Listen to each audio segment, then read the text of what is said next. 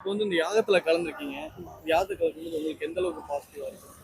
அதாவது பஞ்சபூதங்கள் 5ங்க. அதுல நெருப்பு மட்டும் தான் மேல் நோக்கி எரியக்கூடியது. ஸோ பிரபஞ்சத்துல கடவுள் இருக்கிறார். ஸோ நம்ம கடவுள்கிட்ட சுலபமா வரம் வாங்கணும்னா இது போல யாகங்கள் மூலியமா வாங்குறது ரொம்ப சுலபமான விஷயம் சொல்லிட்டு நம்ம ரிஷிகளும் முனிவர்களும் நமக்கு சொல்லி கொடுத்துட்டு போயிருக்கிறாங்க.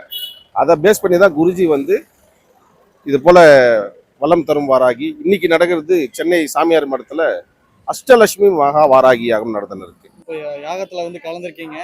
உங்க வாழ்க்கையில வாராகி அம்மன் ஏற்படுத்திய அற்புதங்களை பத்தி சொல்லலாமா?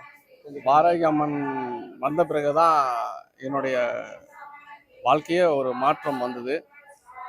நான் கிட்டத்தட்ட ஒரு 10 வருஷமா வாராகி அம்மன் கோயிலுக்கு வந்துட்டு தான் இருக்கேன், வராமல் பார்த்துக்கிட்டு இருக்கேன். ஸோ வேலூரில் அடிக்கடி பூஜைக்கு போவேன். ஸோ இங்கேயும் வரும்போது நான் அந்த பூஜையில் கலந்துப்பேன்.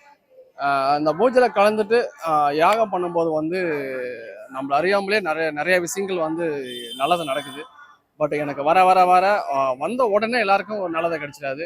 அந்த சாமியா முழுமையா வாராகி அம்மன் நம்பி அந்த பூஜையில் ஒவ்வொரு பூஜையிலையும் கலந்துக்க ஒவ்வொரு விஷயங்கள் நாட்கள் ஆக ஆக ஒவ்வொரு விஷயங்கள் நல்ல விஷயங்கள் எனக்கு நடந்துச்சு. ஸோ அதனால நான் எங்கே பூஜை நடந்தாலும் நான் மிஸ் பண்ணாமல் போயிடுவேன். ஸோ பெங்களூர் வரைக்கும் நான் பூஜைக்கு போய் கலந்துருக்கேன். ஸோ ரொம்ப மகிழ்ச்சியாக இருக்குது.